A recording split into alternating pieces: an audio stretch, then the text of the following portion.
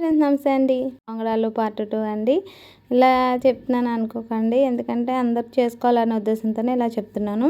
పాకం పట్టేసాం కదండి, పిండి అంతా కలిపేసుకున్న తర్వాత మనం వేడి నీళ్ళు పెట్టుకుని వేడి నీళ్ళని అందులో పోసుకుని ఇప్పుడు మేమైతే ఏ కన్సిస్టెన్సీలో చూపిస్తామో అంటే పొంగడం వేసేటప్పుడు వచ్చే విధంగా కలుపుకోవాలండి. వాటర్ కలిపేసుకొని డీప్ ఫ్రైకి సరిపడగా ఆయిల్ పెట్టేసుకొని ముందుగా వేసుకొని మామూలుగా దాని చుట్టూ తిప్పేసుకుని అగ్నిదేవుడికి అర్పించేసుకుంటాం కదండి.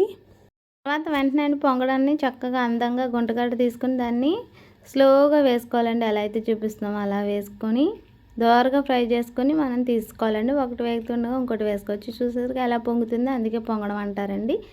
చాలా అంటే చాలా హెల్దీ, అంటే చాలా టేస్టీ అండి. అన్నీ ఒకసారిగా 1 కేజీకి తీసుకున్నాం కదండి.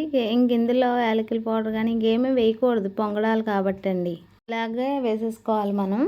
అదే అండి, దోరగా ఫ్రై చేసుకుంటే 1 కేజీకి 50 దాకా వస్తాయండి. చిన్నవి అయితే ఇంకా ఎక్కువ వస్తాయి. చిన్నగా వేసుకుంటే మేము మధ్యస్థంగా వేసాం కదండి, అందుకని 50 వచ్చేసినాయి మాకు. వేసేసుకొని చక్కగా ఒక ప్లేట్లో తీసేసుకోవాలండి. ముందు ఒక ఆపక పెట్టేసుకొని ఆ పక్కలోకి తీసుకోవాలి. ఆపకనే అంటాము. అందులోకి తీసుకుని తర్వాత వాటన్నిటిని డెకరేట్ చేసేస్తున్నాను చూడండి. మళ్ళీ తర్వాత ఈ ప్లేట్ సరిపోలేదని ఇంకో దాంట్లో పెట్టేసాము. అంతేనండి, ఎంత రుచికరమైన పొంగడం అనేది రెడీ అయిపోతుంది. ఒకసారి కంపల్సరీ ట్రై చేయండి. ఇలాంటి ఆహారం అనేది మనం తీసుకోవాలి.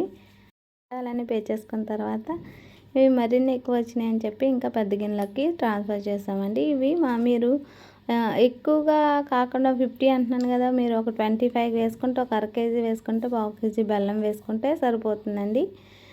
మనం కంపల్సరీ సలివిడి పాకం పట్టినాక మనం హాట్ వాటర్ అనేది వెచ్చపెట్టుకుని పోసుకొని మళ్ళీ ఎంత కన్సిస్టెన్సీగా అయితే సరిపోతుందో అలా కలుపుకోవాలి. నేను చూపించినట్టుగా కలుపుకొని పొంగడంలా వేసుకోవాలండి. మీరు అందుకని ఒక 1/2 కేజీకి ట్రై చేసి వండుకోండి. చాలా మెత్తగా వచ్చింది, చూసారు కానీ నేను ఎలా తీస్తున్నానో. ఒకసారి ట్రై చేయండి. వీలైతే నా ఛానల్ని సబ్స్క్రైబ్ చేయండి. Thank you.